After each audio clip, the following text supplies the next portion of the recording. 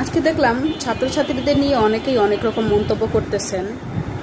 কেউ কেউ বলতেছেন টিকটকার, মিলন স্যার বলেছে ফার্মের মুরগি, আবার অনেকে বলছে বাবাখোর।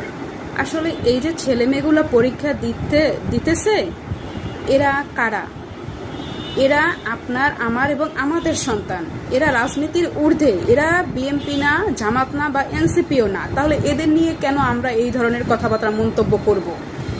এই যে 3 দিনের টানা বৃষ্টিতে যে পরিমাণ ঢাকা শহর জলাবদ্ধতা হয়েছে, এতে যে এই যে ছেলে মেয়েগুলো কোমর সমান পানির মধ্যে কষ্ট করে সাঁতরে গিয়ে 3 ঘন্টা বসে পরীক্ষা দিয়েছে, এটা তো ওদের অনেক ধৈর্য। আমি চিন্তা করলাম যে ওরা পরীক্ষা দিল কিভাবে।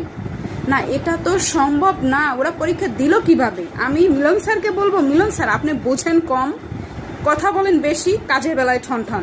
তাই আপনার প্রসঙ্গে না আসি। আপনার সম্মান থাকতে আপনার পদত্যাগ করা ভালো। আমি বলবো যারা এই ছেলে মেয়েদেরকে নিয়ে ট্রল করতেছেন তারা বন্ধ করেন, কারণ ওরা আমাদের সন্তান। ওদের ভবিষ্যৎটা ট্রল করে নষ্ট করবেন না। ওদের আপনারা যতটুকু সম্ভব সাহায্য, সহযোগিতা এবং সাহস দিবেন, এবং কিভাবে ওদের পরীক্ষাগুলো ভালো হয় সেইভাবে সাহায্য করা আমাদের দরকার। ওদের রাগে, ওদের কষ্টে এবং ওদের যন্ত্রণায় ওরা যে আন্দোলনটা করেছে, এটা যৌক্তিক আন্দোলন।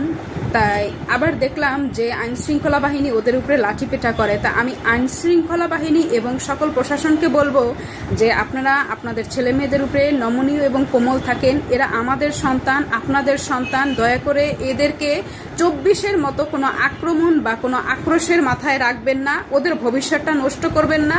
ওরা হলো বাংলাদেশের ভবিষ্যৎ প্রজন্ম। সবার আগে বাংলাদেশের মানুষ, তারপরেই তো বাংলাদেশ। তা ওদের হাতেই তো এক সময় বাংলাদেশটা আসবে। তাই আমি মাননীয় প্রধানমন্ত্রীকে বলবো এই বিষয়ে সুনজর দিতে এবং এর একটা সঠিক সমাধান করতে, যেন বাংলাদেশে কোনো আর বিশৃঙ্খলা আর অরাজকতার সৃষ্টি না হয়।